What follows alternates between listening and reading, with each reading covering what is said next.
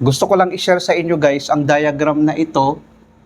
Tapos ito na yung kabuuhang wiring ng ating diagram na ito. Ang function nito guys, alternate function ito guys. Tapos ang relay na ating ginamit ay 14 pins. Tapos guys, ang contactor din na ating ginamit dito, dapat mayroon siyang dalawang normally closed at normally open sa bawat gilid. Katulad din dito, pareho lang, no? Normally closed and normally open sa bawat gilid, itong dalawang contactor, dapat ganun ang ating gagamitin na contactor.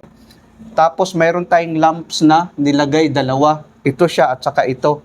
Itong isang lamp nakakabit sa M1, itong isang lamp naman nakakabit din sa M2.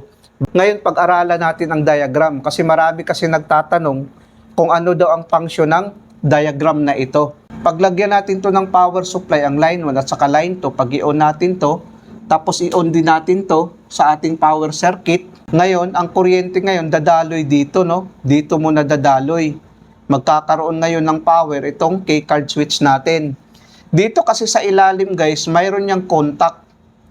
Ngayon, pag ilagay natin tong card na ito, magkuklose ang contact nito guys. Pag close ng contact niyan, ang kuryente ngayon dadaloy dito, no? Ngayon, ang unang gumana ang M1. Pagana ng M1 natin guys, i-close to ng M1. I-open naman ito ng M1, no? Ito kasi yung interlocking nilang dalawa.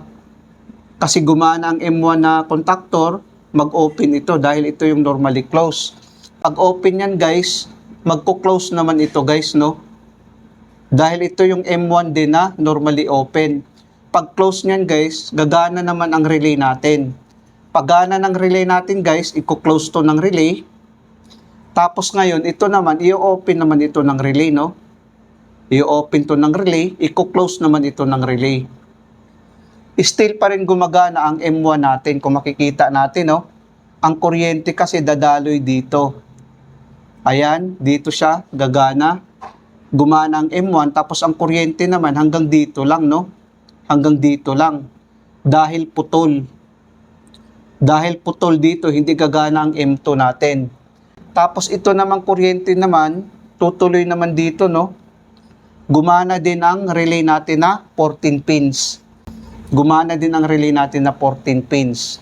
Ngayon guys, pagtanggalin natin tong card, mayroon itong delay na 20 seconds. Pagdating ng 20 seconds guys, mag-open ang contact dito sa ilalim. Pag open ang contact dyan sa ilalim, mamamatay ngayon ang M1 natin. Pagpatay ng M1 natin guys, mag-o-open ito.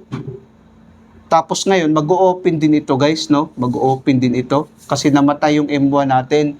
Tapos magko-close naman ito guys. Ganun siya, magko-close siya, no?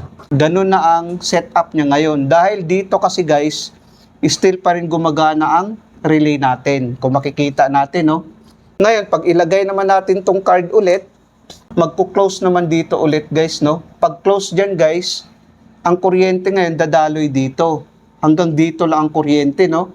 Tutuloy ngayon ang kuryente dito. Gumana ngayon ang M2 natin, no? Pagana ng M2 natin guys, i-open to ng M2. I-open naman ito ng M2 natin, no? Ngayon, mamamatay ang relay natin. Pagpatay ng relay natin guys, mag-open ito. Tapos ito naman, mag-open naman ito guys, no? Tapos magko-close naman ito ulit. So bali ngayon, dahil gumana ang M2 natin, magko-close ito. Dahil gumana siya, no? Ngayon, ang kuryente ngayon, dadaloy dito. Gumana ngayon ang M2 natin.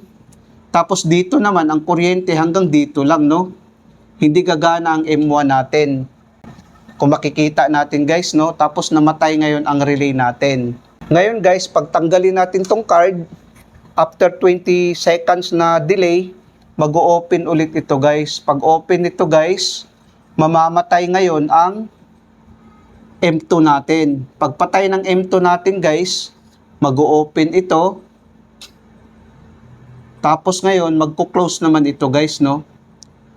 Tapos ngayon, magko-close naman ito. Babalik sa ngayon sa normal position na ganyan. Tapos ngayon guys, pag gumana naman ng M1, magko-close naman ito, no? Mag-close yan, ang dalawang ito. Gagana ngayon ang ilaw natin. Pag mamamatay, mag-open ito. mamamatay din ang ilaw natin. Pag gumana naman yung M2 natin, mag-close naman ang contact nito, ang kuryente ngayon dadaloy dito, gagana naman ang lamp natin, no? Sa M2 naman. Pag mamamatay ang M2 natin, mag-open ang contact dito, mamamatay naman ang lamps natin. Tapos ang result ng diagram na ito na yung result ng wiring niya. Ngayon guys, hindi ko muna nilagay sa trunking dahil ito ay demonstration lang naman. Pag gawin natin sa actual wiring guys, ilagay natin sa trunking ang ating wire para hindi kalaya tignan. Ngayon i-try natin, i-on natin tong circuit breaker. Pag ilagay natin tong card guys, gagana ang ilaw natin ng M1, gagana ang contactor na M1, iilaw din ang ilaw natin. Try natin. Ayan, gumana siya. Pag bunutin natin to guys, mayroon siyang 20 seconds bago tuluyang mamamatay ang contactor natin, pati yung ilaw. Ayan, namamatay siya guys. Pag ilagay naman natin tong card ulit, gagana naman ang M2, tapos iilaw naman itong pangalawang ilaw natin. Try natin. Ayan, gumana ang M2 natin na contactor, umilaw naman yung ilaw natin. After 20 seconds guys na delay, mamamatay ngayon ang contactor natin. Pagtanggalin natin to guys, 20 seconds, mamamatay ang contactor natin.